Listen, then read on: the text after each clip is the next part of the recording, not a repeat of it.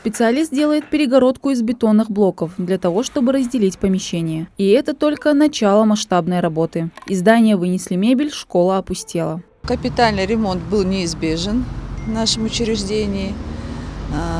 Значит, у нас были очень старые окна деревянные, которые было необходимо заменить. Также дверные блоки, полы, пожарная сигнализация где-то не соответствовала стандартам, видеонаблюдение, много чего, много было каких нюансов, которые необходимо было усовершенствовать. Помимо этих нюансов, в образовательной организации также была необходима замена и восстановление другой строительной конструкции. Обновление кровли, потолков, межэтажного перекрытия, лестницы и многое другое. Кроме того, в капитальный ремонт еще входит проведение электромонтажных, внутренних штукатурных, облицовочных и малярных работ. Несмотря на то, что ремонт начался во второй половине марта, специалистами уже выполнено немало. На данный момент практически закончены демонтажные работы.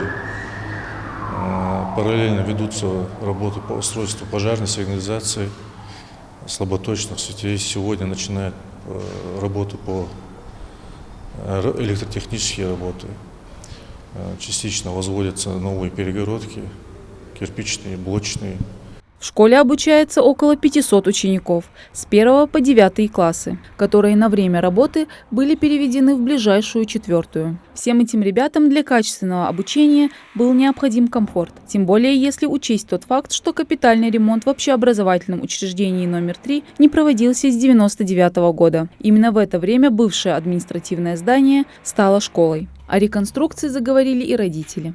По инициативе родителей, по нашей инициативе, создана рабочая группа родителей, это как родительский контроль, которая контролирует ход ремонта. Значит, уже было заседание, они постоянно приезжают, наблюдают за ходом ремонта. В эту группу инициативную входит дизайнер, который разработал нам проект «Фойе». Значит, этот проект был представлен нашему подрядчику. И я думаю, что он будет удовлетворен. В планах не только отремонтировать 2 этажа, то есть столовую, библиотеку, коридоры и классные кабинеты.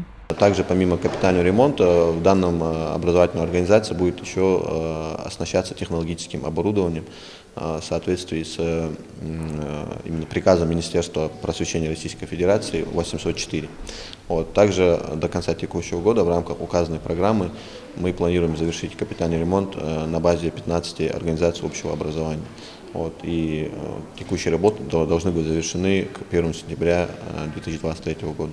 Работы в 3-й школе идут параллельно на 2 этажах. Подрядчик задействует около 20 специалистов. Завершить весь капитальный ремонт планируют до конца июля. Мадина Цора, Асхаб Белакиев, Новости 24.